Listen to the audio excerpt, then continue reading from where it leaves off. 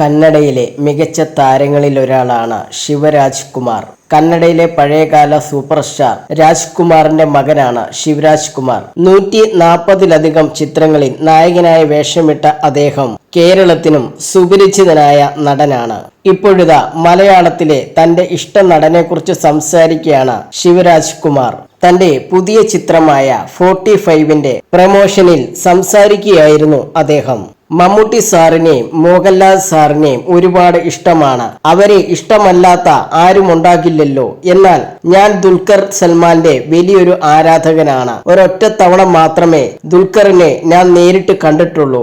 അത് അയാളുടെ കരിയർ ആരംഭിച്ച സമയമായിരുന്നു. എന്തോ ഒരു അട്രാക്ഷൻ ദുൽഖറിനുണ്ടെന്ന് അന്നേ തോന്നിയിരുന്നു. ചെന്നൈയിലെ ലീല പാലസ് ഹോട്ടലിൽ വെച്ചായിരുന്നു ദുൽഖറിനെ കണ്ടത്. സിനിമയുടെ തിരക്കുകളൊന്നുമില്ലാതെ ഒരു ഹോളിഡേ ആഘോഷിക്കാനായിരുന്നു ഞങ്ങൾ രണ്ടും അവിടെ എത്തിയത്. എന്നെ കണ്ടതും ദുൽഖർ ഇങ്ങോട്ട് വന്ന് സംസാരിച്ചു. വളരെ നല്ല പെരുമാറ്റം സംസാരവുമായിരുന്നു.